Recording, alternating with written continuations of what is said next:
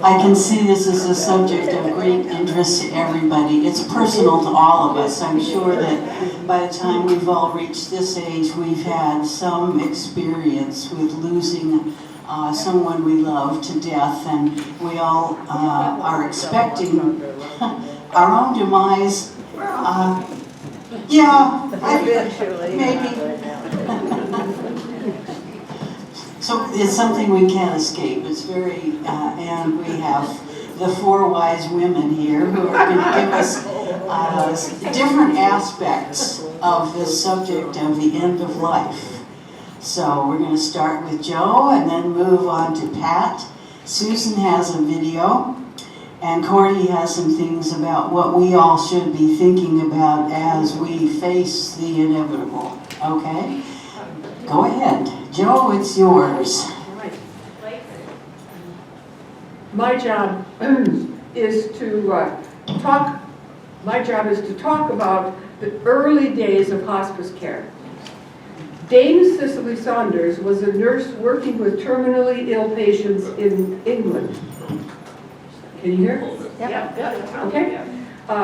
She became a physician, and in 1963, she started talking about what end-of-life care could look like. She gave a talk at Yale University, and she talked about what specialized care for the dying could look like. She focused on comfort or palliative care rather than treatments, and rather than that, and focusing on a cure.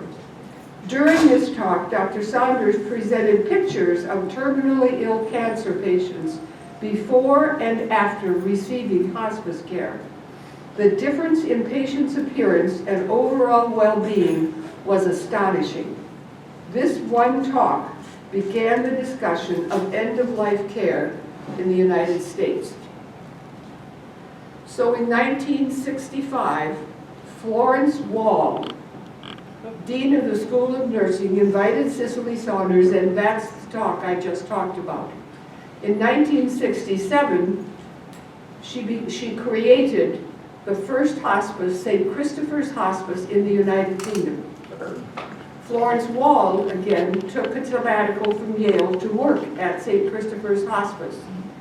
In 1969, On Death and Dying was written by Elizabeth Kubler-Ross, identifying the 5 stages through which many terminally ill patients progress. In 1972, Elizabeth Kubler-Ross testifies at the first national hearings on the subject of death with dignity conducted by the U.S. Senate Special Services Committee on Aging.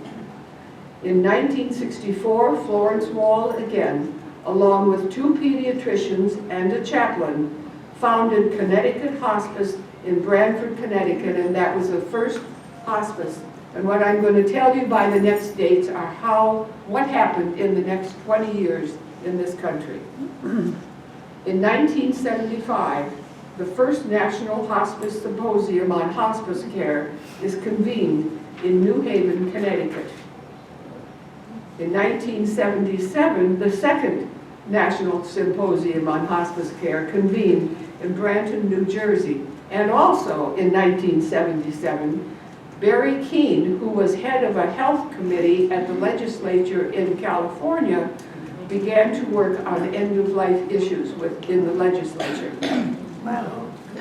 In 1978, in 1978, the National Hospice Organization is established to promote the concept of hospice care. The first National Hospice Conference with 1,000 participants was held in Washington, D.C. in 1978. The U.S. Department of Health, Education, and Welfare Task Force reports that the hospice movement is a viable concept and one which holds out a means of providing more humane care for Americans during terminal illness, while possibly reducing costs. As such, it is the proper subject of federal support. In 1979, the Healthcare Financing Administration initiates demonstration programs at 26 hospices in 16 states to assess the cost effectiveness of hospice care and to help determine what hospice is and what it should provide. NHO issues the first standards of a program of care adopted by the NHO Board of Directors in February. You can see that it's beginning to be something which needs standards. The first hospice program was established in Africa, Island Hospice in Harare, Zimbabwe in 1979. In 1981, that's when I began my program, but in 1981, the National Hospice Education Project is set up for the sole purpose of passing Medicare hospice legislation. And the first AIDS case is identified nationally. In 1982, Congress included a provision for a Medicare hospice benefit. And the National Hospice Organization joined that Medicare initiative. In 1983, the initial Medicare hospice regulations are published in the Federal Register. Regulation established 4 levels of care and outlined the cost components of the routine home care rate. In 1984, the Joint Commission on Hospice Accreditation is implemented, and they set the standards for licensure and licensure and certification of that. The HIV is recognized as the cause of AIDS, and research on the drug and other treatments gets underway. In 1985, the Medicare hospice benefit was finally made permanent. Then states were given the option of including hospice in their Medicaid programs, and the adoption of hospice benefits in many third-party payer insurance plans happened. The first NHO conference on management and interdisciplinary development is held. In 1991, on the future structure of veterans' health care, releases a report recommending inclusion of hospice care in the Veterans Benefit Package. And the Department of Defense authorizes hospice care in military hospitals. That's a picture of my mother with the great-grandchildren about 6 months before she died. So, in 1981, a group of people in Battle Creek, Michigan, received a grant from the W.K. Kellogg Foundation to begin a hospice program. As soon as they began taking patients, the patients began dying, and they began to realize the need for someone to provide care for loved ones following the death of each patient. I was living a half-hour away and teaching in mornings, so I was hired to develop the bereavement program of care. The first day I arrived, the director showed me my desk and told me they had had 5 patients and 2 had died, so I should go ahead and visit the loved ones. And I said, "What do you want me to do?" and the director said, "Oh, you're a minister's wife, you'll know what to do." From that rude beginning, I, with help from several hospices, including particularly the bereavement coordinator at Boulder County Hospice in Colorado. So I developed, with her help, the program of care for bereavement care, where I would make an assessment visit 2 or 3 weeks after the death of the patient, when the family had left and the patient and the loved one was left alone. And then I found and trained volunteers to write notes to the survivors monthly and to visit them and support them occasionally during that time, and to chart those visits, and then for me to go back after 13 months and do another assessment visit. That's how we began. An Adventist chaplain on our board had developed a 5-week grief recovery program and gave me that program to run several times a year throughout our county. After a couple of years of development, I took the bereavement program to several beginning hospices throughout Michigan. Intrinsic to the hospice program was the weekly interdisciplinary team meeting of the hospice physician, patients' family physicians, chaplains, nurses, home health aides, eventually the bereavement coordinator. And I would say that the two physicians tried to be patient as the rest of us explained what was going on, but they managed. But that interdisciplinary team has been throughout all hospices part of the care. And each patient was discussed with really special interest on pain management. After 5 months, I gave up the teaching, began to work full-time in order to develop the volunteer program as well. I trained several volunteers to provide respite care for a couple of hours for the family, or to just visit the patient.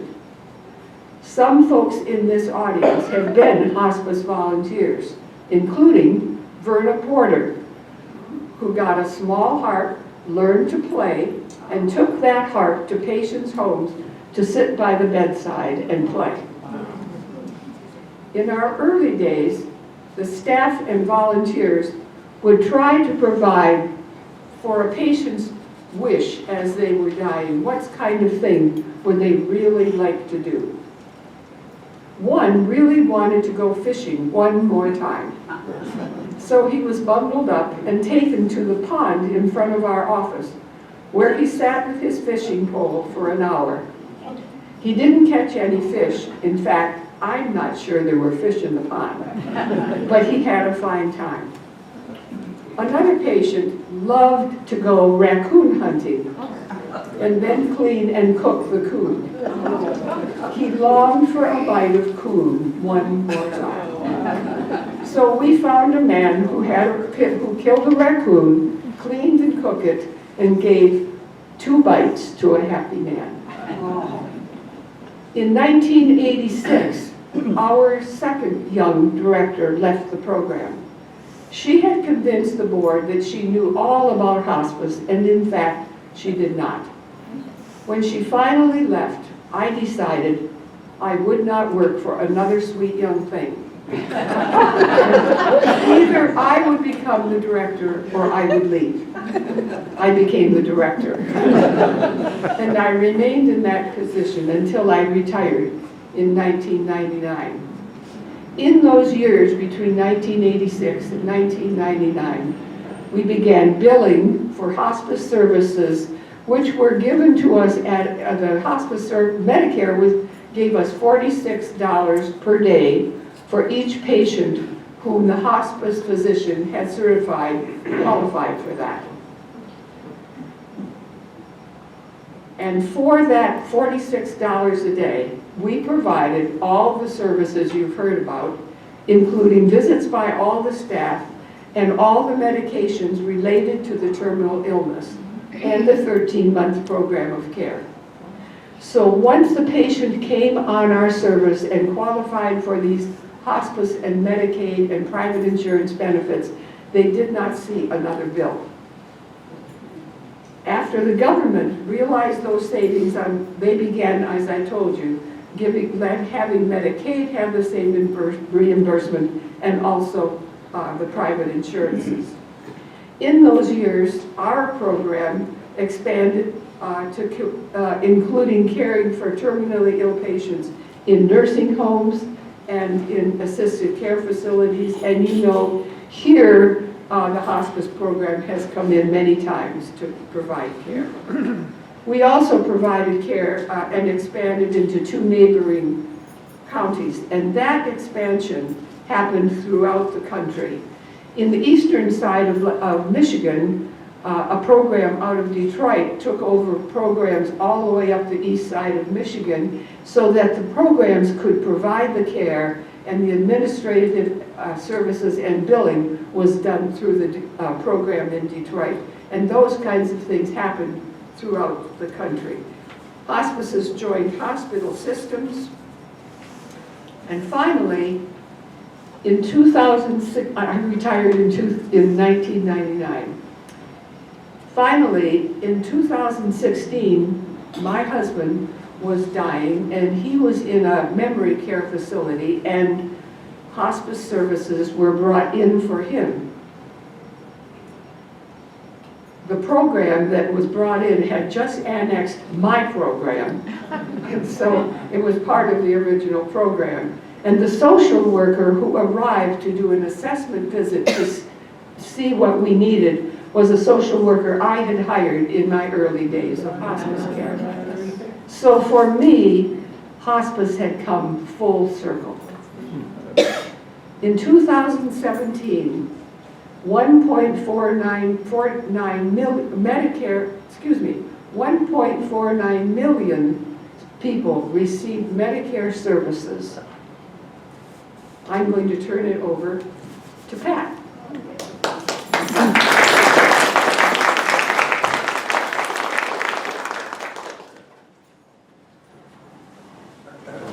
That was a wonderful review of how we came to get hospice in this country. I was working as a nurse at Group Health Hospital in the 80s when it was a new thing, and in the midst of the AIDS epidemic, which was a frantic time, much like the COVID epidemic, but we were still giving full treatment in the ICU to people who were near the ends of their lives, and the hospice choice for some people was quite a contrast.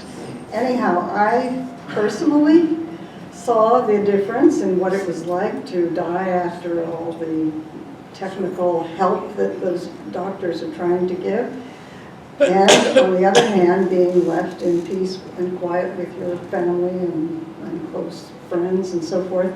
And personally, I would prefer to have the hospice approach instead of the more interventionist one. And am I not close? I hope you can hear me. Anyhow, I then had 3 hands-on experiences with my family. My stepfather in 2001, he was 89 years old, and my mother in 2003, she was also 89, and my husband, who was 85, in 2021. I thought my stepfather was a perfect example of somebody who sought hospice care rather than a lot of effort at the end of his life, because he was an old public health service doctor. He had started his career by riding on muleback in the mountains of Kentucky to deliver antibiotics to the brothels there. But he went on to become quite a prominent physician in the public health service, and he established medical schools and worked in the headquarters of the public health service and so forth for a long time. Anyhow, he had all sorts of medical interventions. He had artificial knees and hips. He had a pacemaker and a defibrillator. His adrenal gland didn't work, so he had cortisone every day.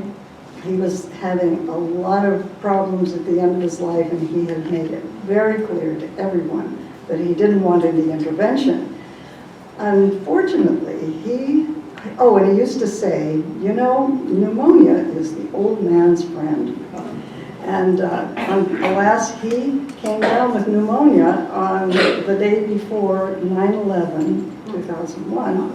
And he lived in Arlington, Virginia, and he was not able to go to the hospital that day because he sat there watching black smoke billowing out of the Pentagon. And when he finally got to the hospital, the doctors were so overwhelmed. He was treated by doctors who didn't know him at all, and they gave him the full force intervention. They put him into ICU, and he was intubated. He couldn't talk. I was had been designated as his medical, to make his medical decisions at the end of his life, but I was in Sweden and I couldn't get there because planes weren't flying, and it was 2 weeks before I arrived at the hospital, and it was really hard to get them to pull back all that they were doing to him. But eventually we found a doctor who knew him and who agreed, and so anyhow, the moral of that story is it doesn't always work out the way you would hope, but he eventually was put on hospice care and died within a couple of days. My mother was diagnosed with liver cancer, and she came to live with me, and she never entered the hospital. Everything was taken care of at home. It was a very graceful and as good a time as you could have expected for her illness. My husband was a little more complicated because he had a long-term debilitating illness that he really just didn't understand what was happening to him.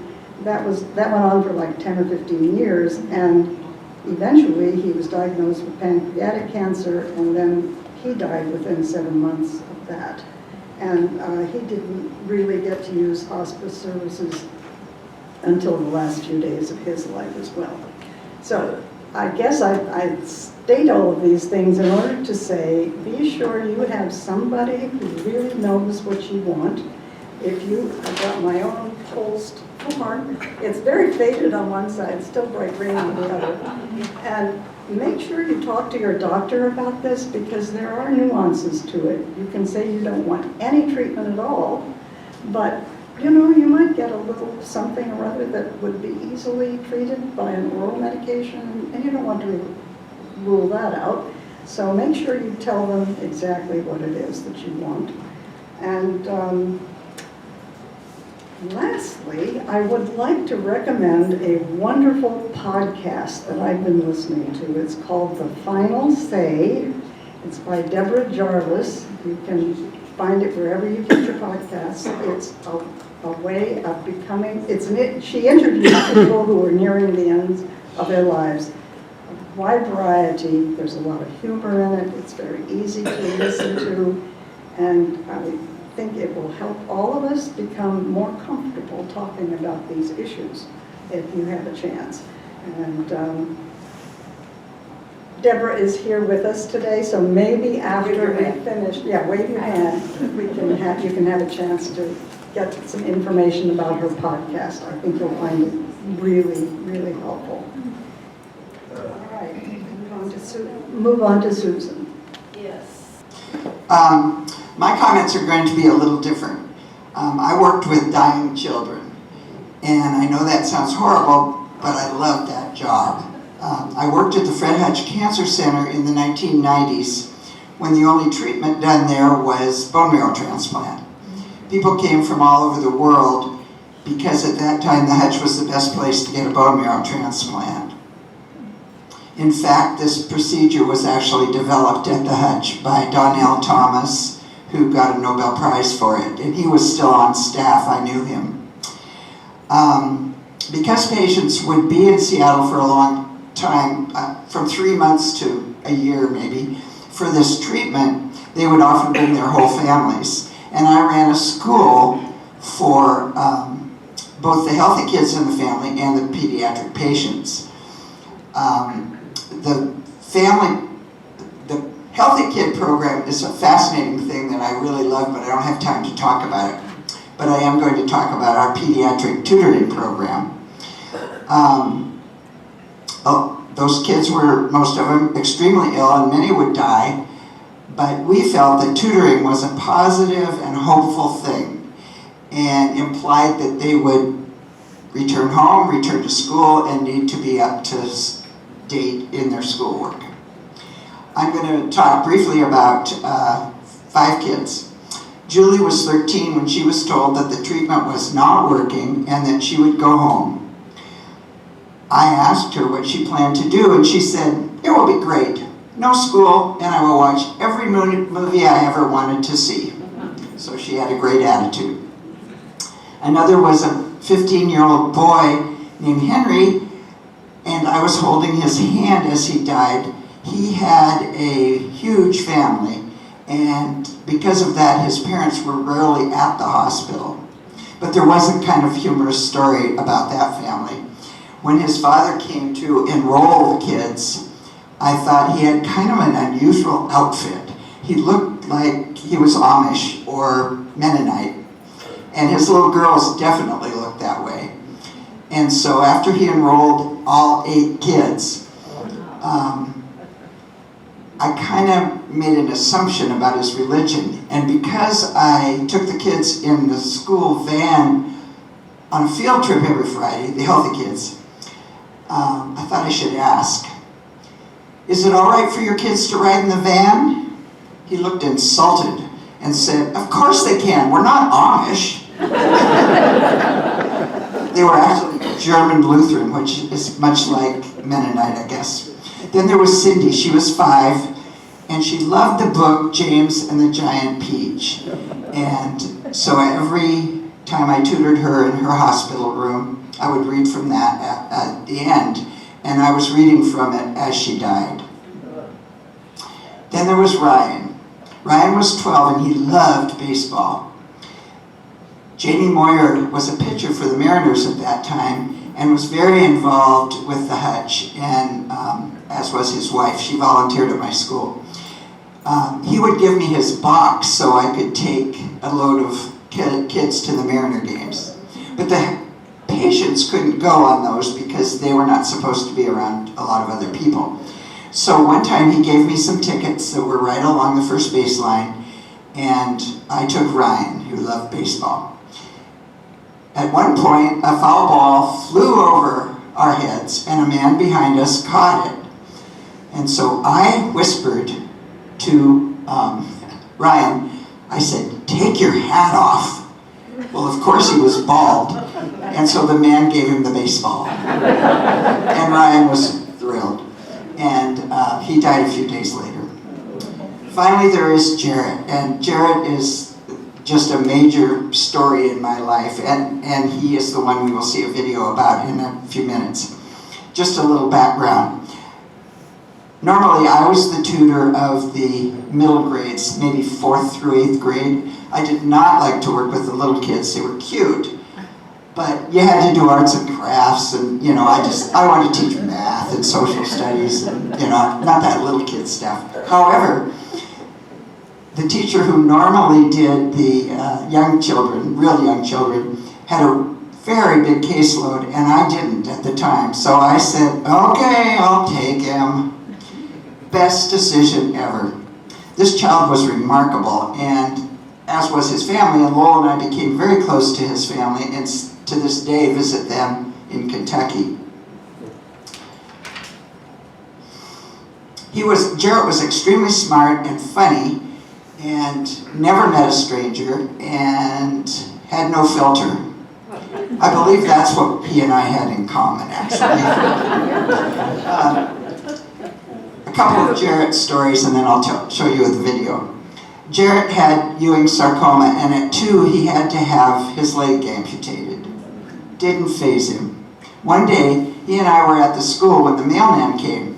Jarrett ran up to him. Remember, there's no strangers. You have to picture this, a very tiny little boy, bald, kind of limp running because his legs were uneven. He ran up to the mailman and introduced himself and said, "I had cancer in my leg and they cut it off. Now it's in my skull. They're not going to cut my head off." This poor mailman was just stunned. Anyway, after he finished his treatment, he returned to Lexington, and I used to visit him about once a year. And we had this tradition of going to a local motel. He loved to shop at the liquor barn in Lexington, so we would do that. And we always had breakfast at the Waffle House. And one night, when I was trying to remove his prosthesis, which had a lot of suction to it, I was pulling and finally pulled it off and pulled him with it onto the floor with a thump. And he laughed about that and told that story over and over. In preparation for the '96 Olympics, Jarrett carried the Olympic torch through Lexington. He also visited Bill Clinton's White House to receive an award and became good friends with Buddy, Bill Clinton's dog. Jarrett was also on the Rosie O'Donnell show several times and on Oprah once, and he absolutely charmed everybody. Jarrett and his mother created Jarrett's Joy Cart, which is still going strong, and it will be explained to you in the video. I also have a book, a newscaster in Lexington wrote about him if anyone would like to read it. He had a fascinating life. Jarrett died when he was 13. Okay. This is a video about Jarrett's Joy Cart. About 6 weeks ago, Jarrett Minear started his visits to the hospital. Sometimes it's Pushing what he calls his Joy Cart. The toy cart is not just about giving children toys. It's mostly about having something for them to look forward to. Jarrett's own story is remarkable. He lost his leg to bone cancer when he was just 2 years old. Then he had cancerous cells removed from his skull. And just last August, he had a bone marrow transplant. We were talking with the doctors about, we weren't sure how we were going to get through this with, his change in his personality. And they said, after being with him for 15 minutes, we can guarantee you that he's going to pull you through this. Hey, Christopher. He's an inspiration in tennis shoes, a little boy who can make a big difference. That was the case earlier this month when the cart entered the room of a sad little girl. She hadn't gotten up out off the couch for weeks. And she got up and walked across the floor and went and got a toy and walked back to her bed and started playing with it. And when my mom told me about that, that just made me feel so great that I was able to do something that good. After his story hit the media, the donations poured in, and soon Jarrett was giving away 200 toys a month. Jarrett's Joy Cart got national attention. He was a guest 5 times on the Rosie O'Donnell show. If anybody can, we need somebody to donate a warehouse. Well, guess what, Jarrett? I got news for you. We're going to get you the warehouse, and Toys R Us is going to stock it with as many toys as you need. And when Oprah told his story, letters and email messages came in by the thousands. We are better people and richer people in mind and spirit because of what we experience. Jarrett just inspired goodwill. Most of the percentage of people that die of cancer are the ones that let themselves get down and depressed, and they don't have any faith that they're going to live and stuff. If you have faith that you're going to live, you will. After Jarrett's cancer returned for the 6th time, the students at his school decided to raise money to help with his mounting medical bills. The principal told them if they collected $3,000, they could shave his head. The students more than doubled that, and Jarrett came to the gym to personally man the razor until his locks hit the floor. By 2002, it was clear Ewing's was going to win the war Jarrett had fought since age 2. But before he died, he got to see another Joy Cart begin. This one at the Children's Hospital in Seattle. He was treated as a celebrity there, 2,000 miles from his Kentucky home, even getting to throw out the first pitch at a Mariners game. When he died at age 13, hundreds of people attended his funeral, a celebration of someone who taught so many other people how to live each day like it was special. The priest didn't want tears because Jarrett wouldn't have wanted tears. He sprayed the congregation with Jarrett's Super Soaker. It was the moment the boy was loved.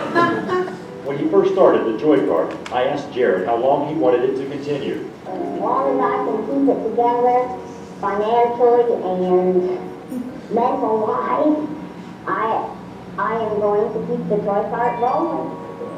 This is so nice. Thank you. Oh, you're welcome. I'll see you next time. It's still going.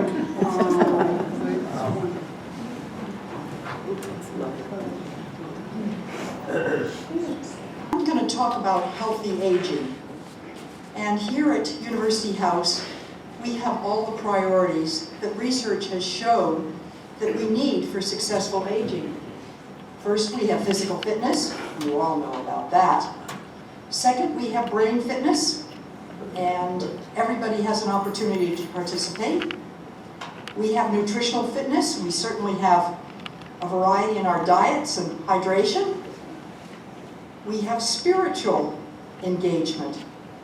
available for everybody, we certainly have social engagement. And social engagement includes communication. We all know, and we could all name exactly what I have just named. But speaking of communication, I wonder how many of you in this audience right now, in terms of communication, have had to plan an end-of-life celebration or a funeral or some celebration of the end of life. Could you raise your hands? Oh, okay, just about everybody. Well, what do you want your relatives to know about your wishes for the end of life? We've talked about this certainly with two people, but I went to look up what are people's most common wishes as they think about the end of their life. Who do you want to make your health care decisions when you can no longer make them? What kind of medical treatment do you want or not want? And certainly that pulsed form and your advance directives are very important. How comfortable do you want to be? How do you want people to treat you? And what do you want your loved ones to know? And these are the most common 5 questions that people older than us are concerned.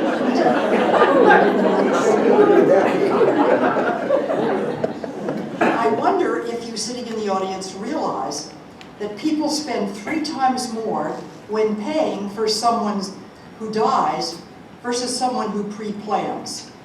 So this talk has a little bit to do with dollars and cents. Spending is not commensurate with love.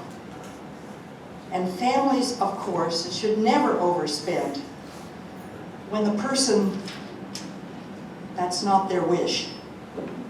But let's think about some of the end of life and some of the options and the celebration. Because the end of life is just as complicated as a wedding. And any of you that have had to plan weddings will know that it's very complicated and takes a long time. But with an end of life or with a funeral, you don't have much time.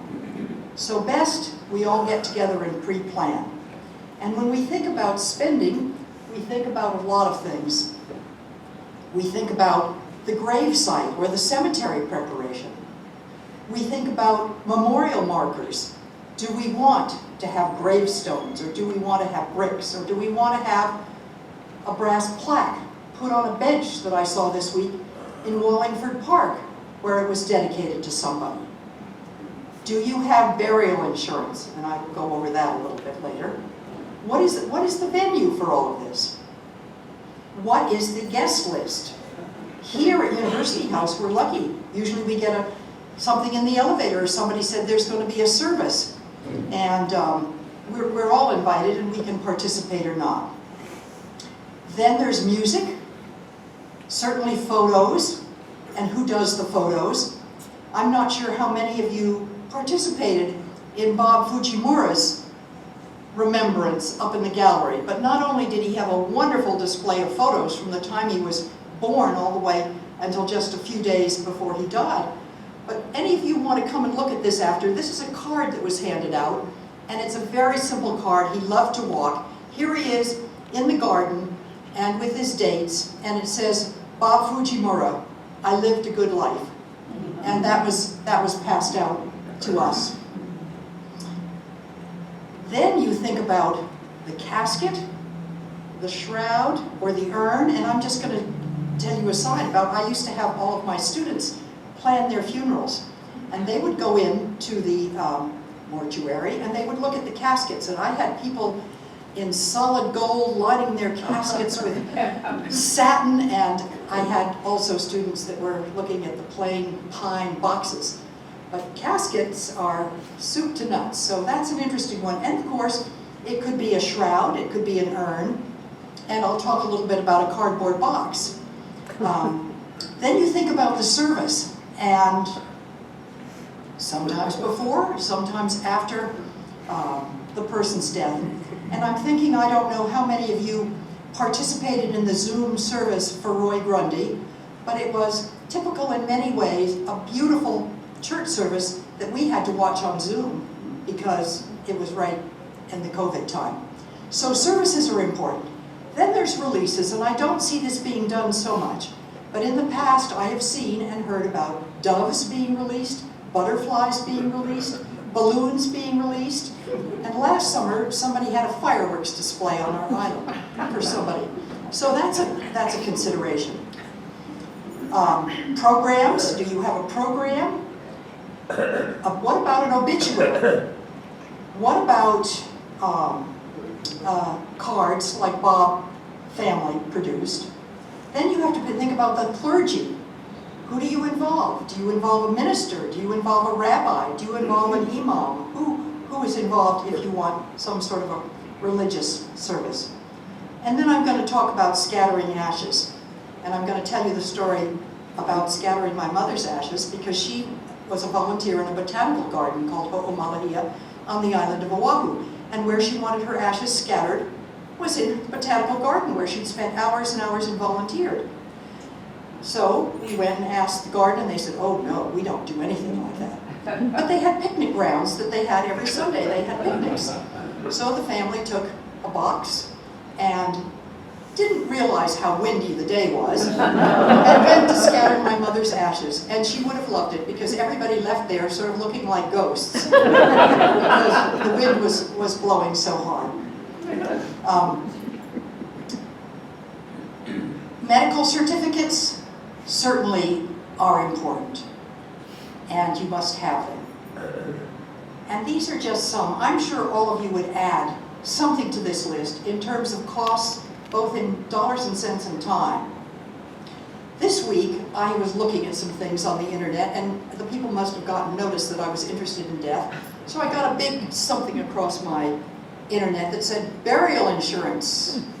And it said it was confirmed, and these were the letters, KWZ. Will you please confirm your prepaid burial insurance? And you had to look at burialinsurance.com. So the first question in very big writing was, what will happen to your family when you are gone?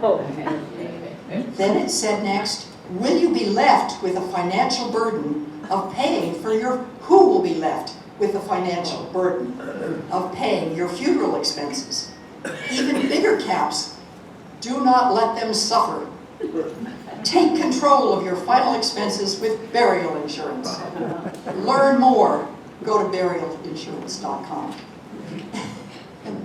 There are also many options in terms of end of life, and you can see that these are some of the things you have to fill out. I hope many of you have the living wills. They're just absolutely a godsend to those coming after. But when you look at the options, the first one certainly would be, and this is in no order at all, just to mention them, would be a traditional burial. And often it will be in a casket, it will be in a cemetery, you will have an urn, you will have a plot. But you can also have natural burials, where you don't have anything that fancy. You would have a simple wood casket. Some people have used the casket for bookshelves in their apartment, and then taken the shelves out and put the body in, and that way you could be very useful. Sometimes some states would allow you, I think still today, to just wrap in a natural shroud and put in the ground. But direct cremation is probably what 80% of the people in this country do. And you can opt for many options with this burial cremation, direct cremation.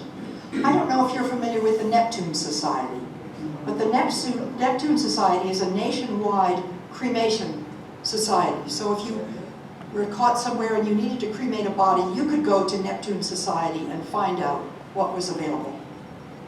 I don't know how many of you are familiar with aquamation, but this uses water and pressure and a machine to reduce the body to ashes.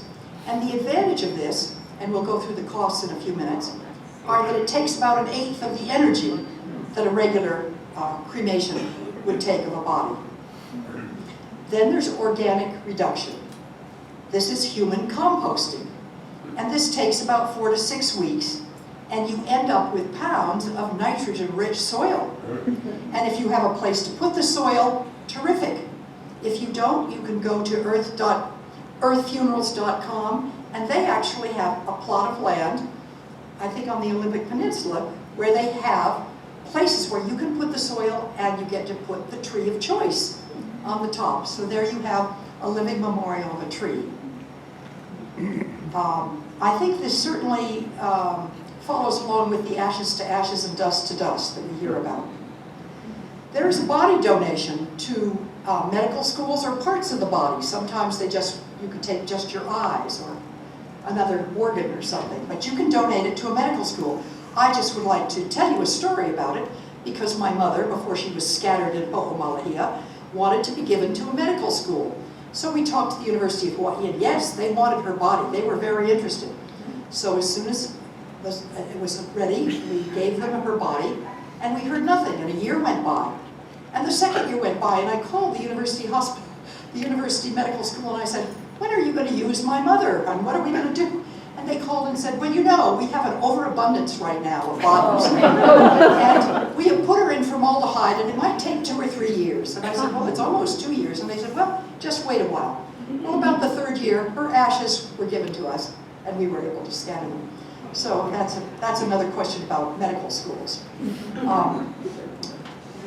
I don't know how many of you are familiar with memorial reefs, but those of us that are brought up in more oceanic parts of the world will know that there's artificial reefs that are placed into the ocean floor. The cremated remains, like the ashes, are mixed with cement, and they mimic a natural reef. I do not have the costs of this in my next slide, so I'll tell you it's about $3,000. But what it does is it provides an artificial reef and an undersea monument, and it's designed to support and restore marine life for centuries.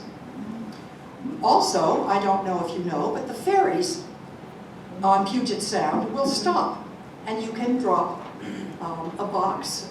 I don't think you're allowed to scatter the ashes, but you can drop a box, and there you can be in Puget Sound. What a wonderful spot. I want to just tell you another story of a box that looked like this because my aunt and uncle died. They were cremated, and they wanted to be scattered in front of their home in Kaneohe in Oahu, and they wanted to be scattered in the Pacific Ocean. And they went to inquire, and they discovered that today, as versus the past, you have to go out 30 feet to drop any ashes because bits and pieces of people were washing up on shore, and that would never do for tourists. So my cousins got this box, they put some rocks in the bottom, they put some ashes, they put the ashes in next, and they covered the whole box with tea leaves and then beautiful Hawaiian flowers. They took the boat out about 50 feet in front of their home and dropped it. And there they are resting in the Pacific Ocean, which is exactly what their wish is. Anyway, there's also the People's Memorial Association. I don't know how many of you are familiar with the People's Memorial Association, but it was started way back, way before hospice, in 1939. And it's a large organization in which you can get information about funerals, about burials, about all kinds of things. It's just a wealth of information. Now, it requires a one-time fee, and the fee is $99, which seems pretty reasonable in order to have that kind of information. Now, there are people still, I think, that very much believe in open caskets and believe in embalming. So here, this, of course, delays the change. They put the disinfectant into your system, and it gives the deceased one a much more relaxed appearance, which is perfect. And I don't know how many of you have ever looked at mummies, but this is, of course, exactly what was a mummy. Anyway, in terms of the costs, we have up here a slide, I hope. There it is. That gives you a little idea, and these are 2023. I don't know how many of you looked, but I do remember when I was young, my mother said, oh, if you buy an insurance policy for $10,000, that'll take care of you, and everybody needs to have $10,000 of life insurance. So when they die, they can be taken care of properly. Well, if you look at this, if you have a complete funeral service, it doesn't seem very much. It seems like, oh, $5,000, well, you know, but that, as we talked about in the past, is just the beginning of some of the costs involved. So here you have direct cremation, which I told you was the most popular in this country. And then you can have the direct burial, or you can have a complete funeral service, and the acclamation I talked to you about. And then there's the organic reduction. And you all can decide, and I think it's important for you to decide, and for you to talk to your loved ones about what you would like. But I would say, if you want to be a big help, go back to your apartment, number 1, write your obituary. Somebody can always change it. You all had to write for the biography book, so it was a little painful probably doing that. You can all do that. You can talk to Carrie Eaton, who is our social worker on the 3rd floor, and I think she would be able to provide you with information. But it saves heartaches, it saves headaches, and it certainly saves costs. So save everybody much angst and plan ahead. I'm the last one to talk, and if any of you have questions to ask anybody, or if you want to wait and ask us less formally, I think we'd all be delighted. I asked a few people in the audience for information before I came up here, and they were very, very helpful, and I would only hope that I could be helpful, as any of the 4 people up here would be, if you have any questions. One thing I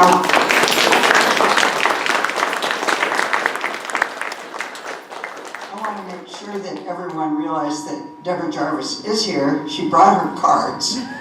And do you want to say anything, Deborah? About what you do?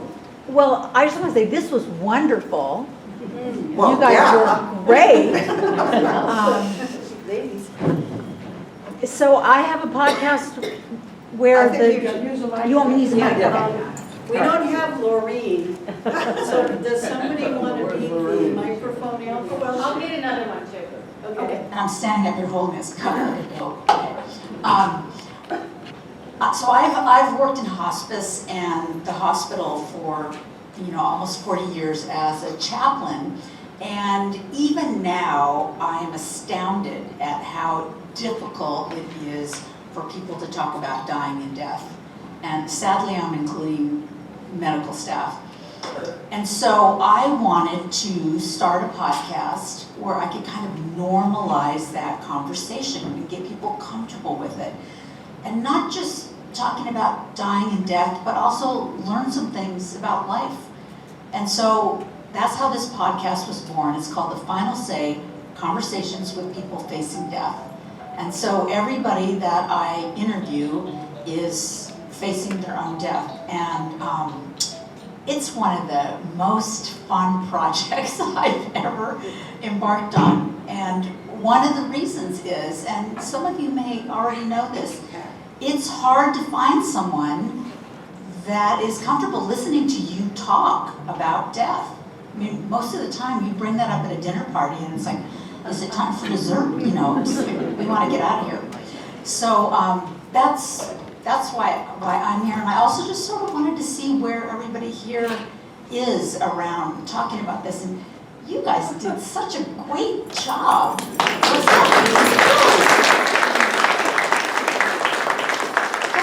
All this stuff is important and really wonderful. And the stuff that I do is the more inner stuff, the harder stuff. Like, what do you think happens when you die, and how would you like to die, and who would you, I know, like, what happens when you die, who knows, right? But everybody's got some beliefs, and people always end up talking about their lives, and I'm always amazed at how much I learn in these interviews. So, that's my story. I'll be here for a while if you want to talk about it. And I do have cards, even though Pat said, oh, I meant to tell you to bring cards. I got her vibes. So, thank you very much.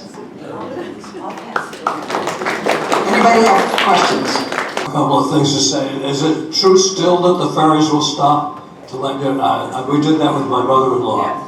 Yes. They stopped the ferry, and you could toss the ashes themselves. You did? Yeah, off the stern of the boat. They stopped for about 3 minutes.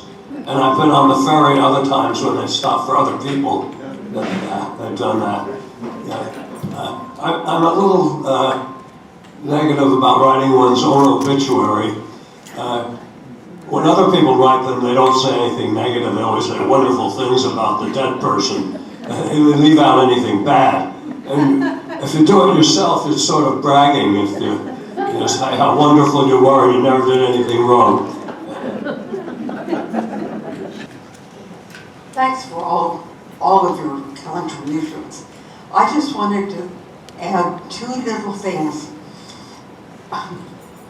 One is that I have found lately here that when a couple of people in their dining room start a conversation that has something to do with dying and death, whether themselves or other people, once you let that happen, it becomes very much more easy and comfortable. And that's why I encourage us all to be like, yeah, we can have a good conversation about that. And the other thing that I wanted to throw into the pot, so to speak, is that we do not know a whole lot of things in this world, different ideas of what happens before and after death. But Joe and I, when we got married and then went to some more place where we were working together, he talked with somebody at his workplace, asked about what would you call it? Astrologer. And she said, well, the two of you have been married in 8 different lives. So, I don't know what to say about your current time, but go with it. Judy, yeah. This is something very practical, but when Walt died, we got, I think, 8 copies of the death certificate, and then we used all of them, and now we have trying to transfer the car to joint ownership of my daughter, and they would not take a copy. We kept a copy, a Xerox copy, they won't take that. So now we have to go back and get one of the originals, a hassle, so something to avoid. Thank you. I thought it said right on the death certificate that a copy was sufficient, or is that some other thing? One advantage of willing your body is that you're not only making it easy on yourself in terms of the medical school involved takes care of everything, and they eventually delivered the ashes. However, at the University of New Mexico Medical School, it's the students, the medical students, who have a service, a ceremony, a celebration of life, you might call it, for those individuals who had donated their body during the previous year. And if you talk with any medical school about this, you know that the body, the cadaver, is the first thing they do when they start medical school, and they spend a long time, I think it's a whole year, with that body, with that, what was a body, and they're very grateful. So medical education depends upon those bodies. I don't think I really understand what hospice is. The way you're talking about it isn't my understanding of it. Could somebody give me in 2 sentences? Well, that's what Joe was explaining. What I talked about is care for a person who is dying. Mike? Talking to the mic, Joe. It is care provided for the patient and family when the patient is finished with curative treatments and wants just comfort until they die. It has to be ordered by a physician, And it used to be based on the assumption that the person was going to live 6 months or so. But that is a rule that is no longer hard and fast. In my personal case, it was just days, and in some people, you can be on hospice for years.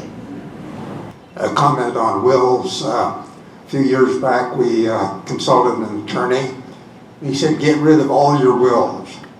State of Washington does a better job of distributing things than any will.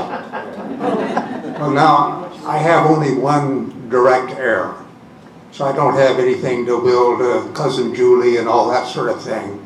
So we were a special case, and maybe others of you are in a similar situation, but his counsel, which we paid for, was get rid of all wills, and if you have any, get rid of them. I see somebody shaking her head. If you want to donate to a charity. No, you don't want to get rid of your wills. A comment about the death certificate. There is a death certificate that's filed with the state, and it says what you get is a copy. It's a certified copy provided by the state. So that's what you have to have.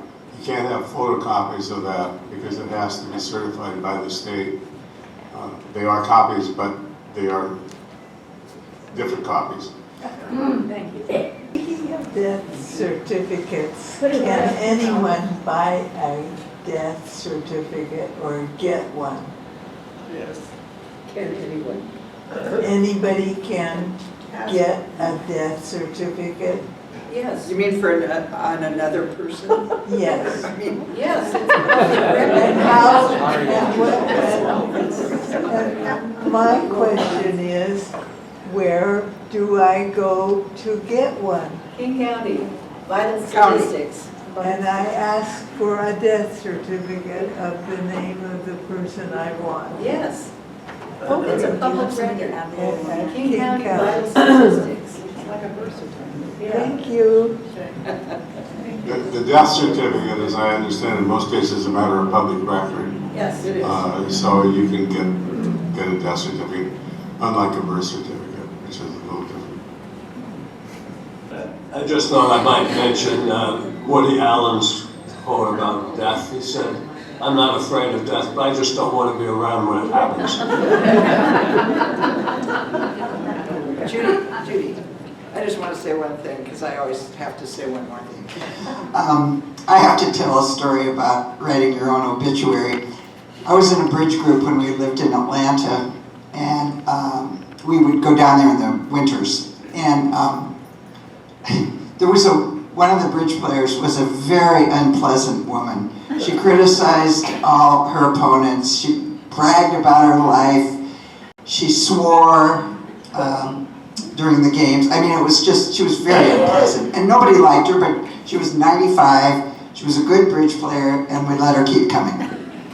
Well, she died. And we found her obituary in the Atlanta Journal Constitution. What's it called now? Both of those things? I can't remember. But anyway, it was so incredibly glowing. We all said, she wrote this. And at the end it said, she will be missed by everyone. No, I don't think so. Hi, I can't stand up, but here we go.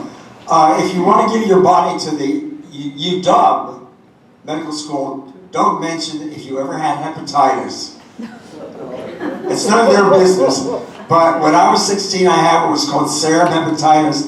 And when I was talking to the woman at the medical school, she said, well, did you ever have any, serious diseases? And I sort of shut up at that point. But I said, yeah, when I was 16, I had serum.